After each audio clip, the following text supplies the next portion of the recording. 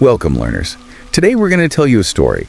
It's a story rooted in what seemed like a quiet town, McAllen, Texas, way back in 1960. It's a tale that, well, it starts with this really beloved figure, but it twists into a shocking disappearance. And then, it unravels into this decades-long search for justice, all set against this backdrop of, deep community trust, but also these really unsettling secrets. Exactly. We've gathered a whole stack of articles, research notes, the usual, to try and bring you the full picture of the Irene Garza case. In this case, it's just such a stark example of how a really profound betrayal of trust, especially within a sacred place like a church. Right. How that can just completely unravel a community's sense of safety and their faith, really. It leaves these lasting scars that, while they span generations, it's a truly heartbreaking story. Absolutely. So, okay, let's start by getting a sense of who Irene Garza was. She was born November 15th, 1934. Came from a prominent, pretty wealthy family there in McAllen, Texas. They owned a successful dry cleaning business. Her parents were Nicholas and Josephine Garza. But what really stands out about Irene, I think, is that she wasn't just, from a comfortable background. She was genuinely exceptional herself. Yeah. I mean, she was the first Latina to go to McAllen High School.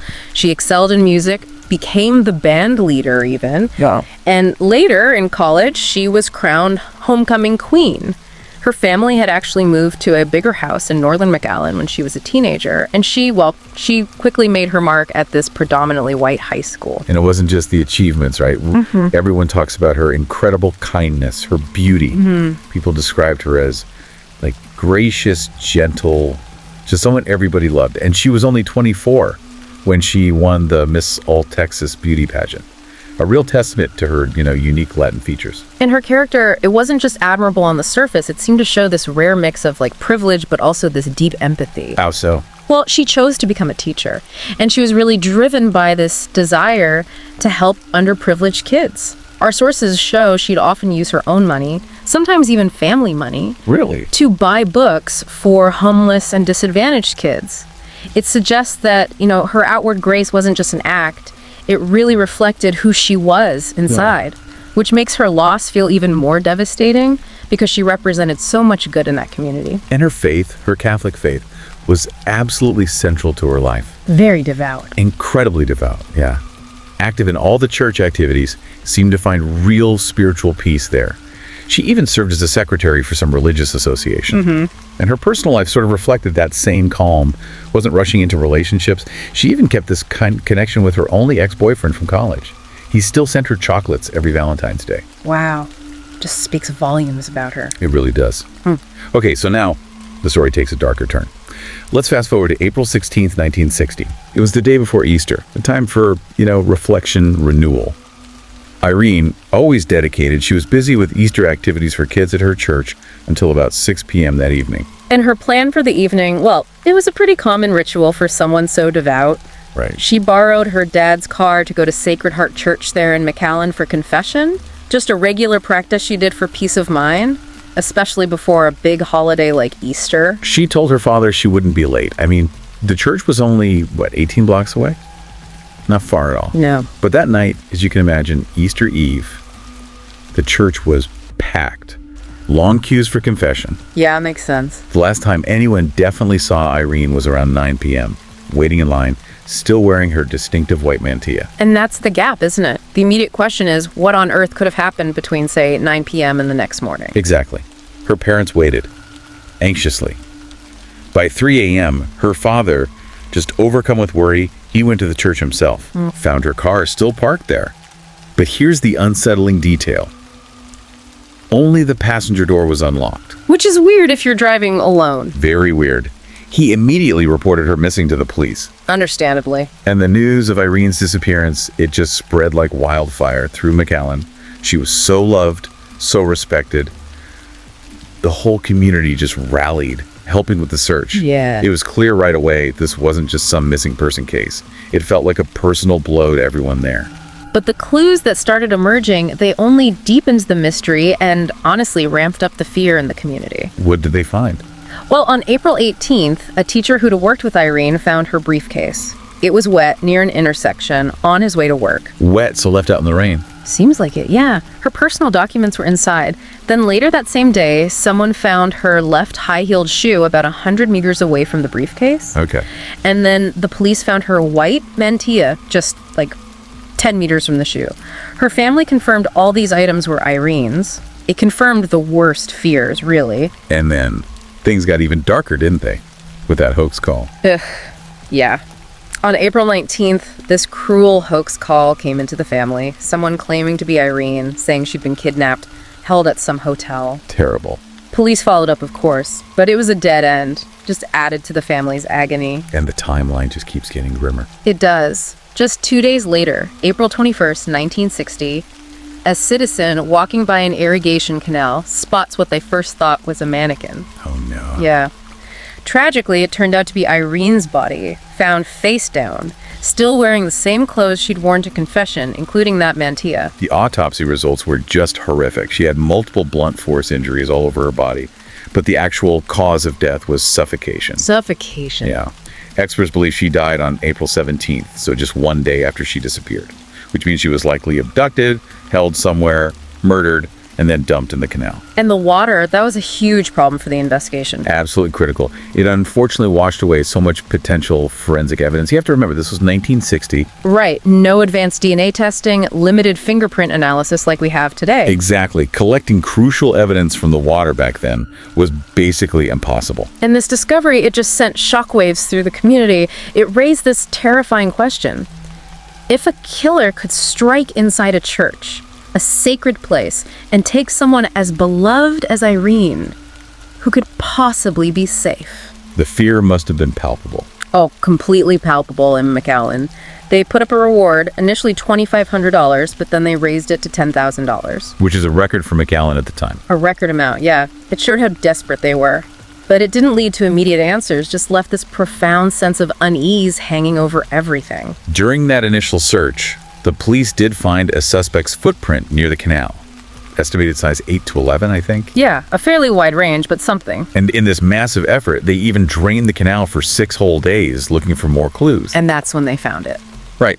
April 27th, they found a slide viewer. Seemed like a small detail, maybe, but it turned out to be surprisingly significant much, much later.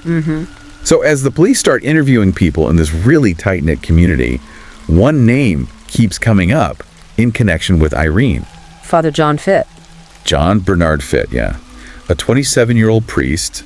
He was relatively new, just assigned to Sacred Heart from San Antonio. And one really pivotal detail here is that multiple witnesses said Father Feit was the last person known for sure to have spoken with Irene that night. What did they say happened? Well, he allegedly told her the confession line was too long and suggested she confess with him outside in another room. Which is highly inappropriate for a priest, right? Especially in that public setting. Extremely inappropriate. And his behavior after Irene disappeared was just as unsettling. Like refusing to tell her father what she confessed. Exactly. He refused to break the seal of confession, which led her father to flat out ask him if he was involved in her disappearance. Wow. And didn't he have injuries?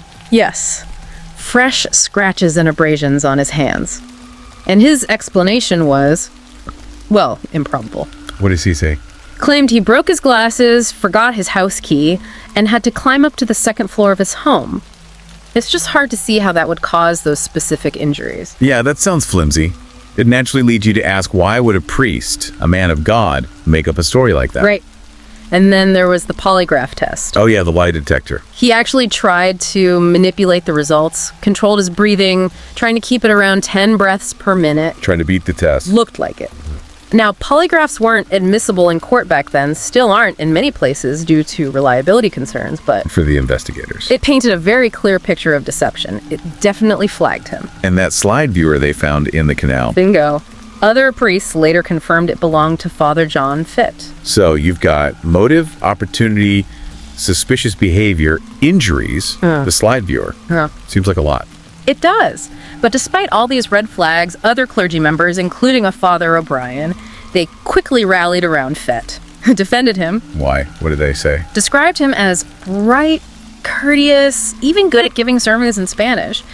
This immediate, strong defense from within the church itself made a lot of people in the community hesitate. Understandable, given the time. Yeah, there was deep reverence for priests back then, and a real fear almost of appearing sinful by questioning a man of God. Okay, now this is where the story takes another really chilling turn, revealing a pattern. Right.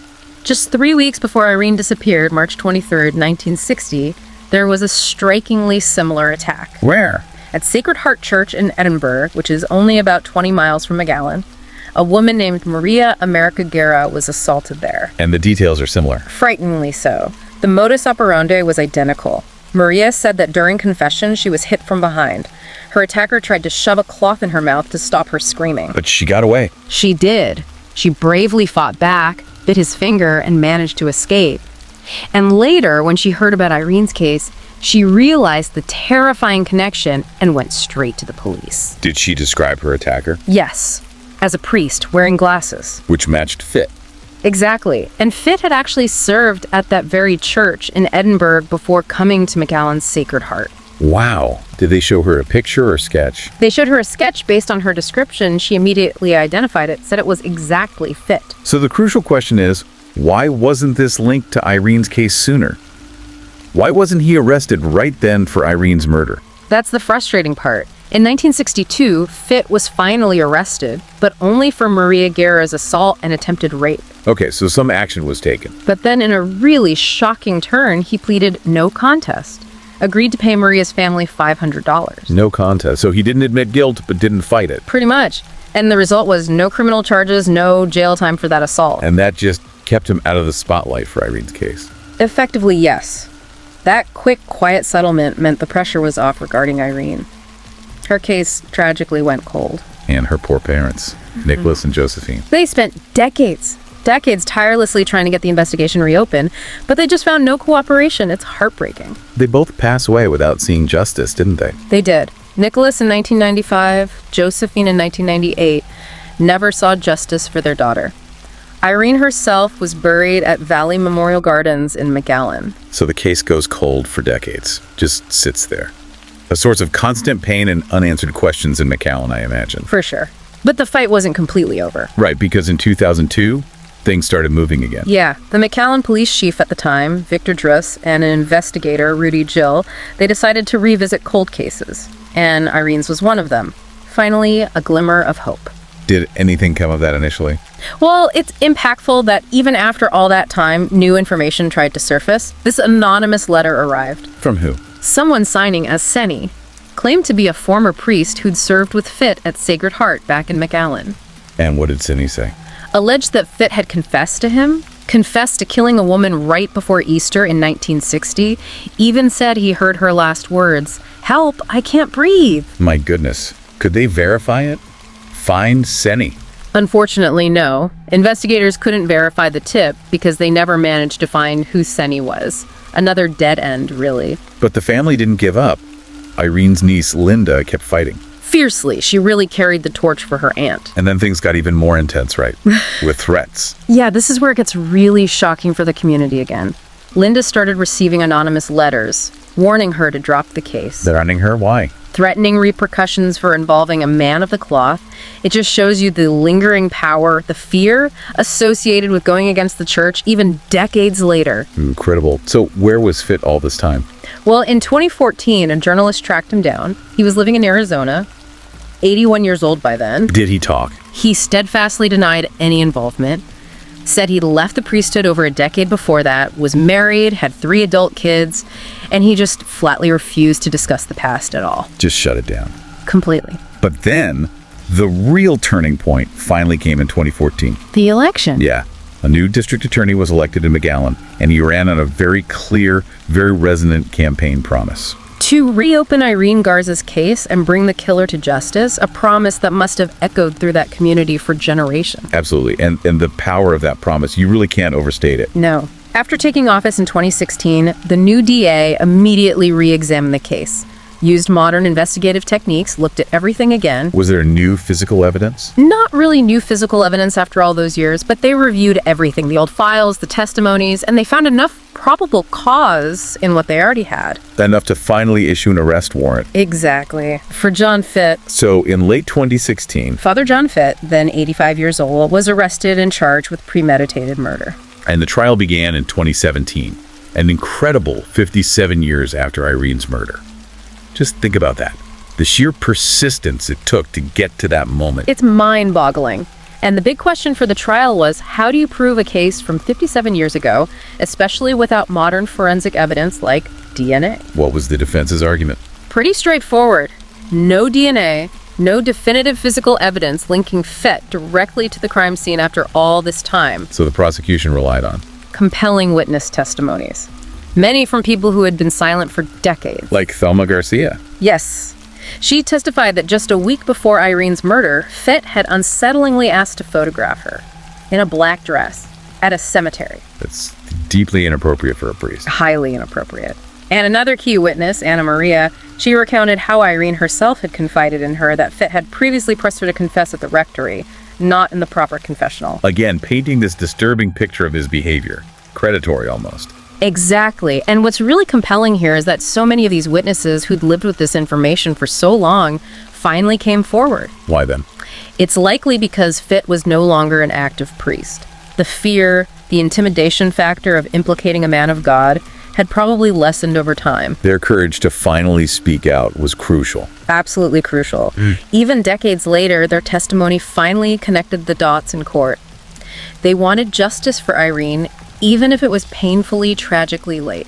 So after this long, emotional trial, one that must have just captivated McAllen, On December 7, 2017, John Bernard Feit, then 85 years old, was found guilty of Irene Garza's murder. and sentenced. To life in prison. Did he live long after that? Feit died in prison on February 12, 2020. He was 87. That finally closed the case, legally speaking. But while justice was served for Irene, finally. It tragically came too late for her parents, Nicholas and Josephine. They'd passed away years before, never seeing their daughter's killer held accountable. Their decades-long fight ended without that personal closure. So what does this all mean for us, looking back? Well, I think it means that even when darkness tries to hide, when justice seems totally lost to time, the truth can still find a way out. It took 57 years, an incredible amount of time. But Irene Garza finally received the justice she deserved. In this case, it's just such a powerful testament to that unwavering perseverance needed for justice. It shows that even when you have institutional barriers, decades of silence, that human demand for accountability can eventually crack even the hardest facades. Yeah. It really makes you wonder, doesn't it? What other long-buried truths are still out there waiting? And what can we learn from the sheer endurance of those who refuse to let silence win? It's a really stark reminder, this case, the long reach of the past and that enduring human quest for accountability. If this story captivated you, please do take a moment to like, share, and subscribe to our channel, Horror Docs. Yeah, we explore more deep dives into these kinds of compelling and often, chilling tales. Thank you so much for joining us on this deep dive. Until next time, stay curious and keep seeking the truth.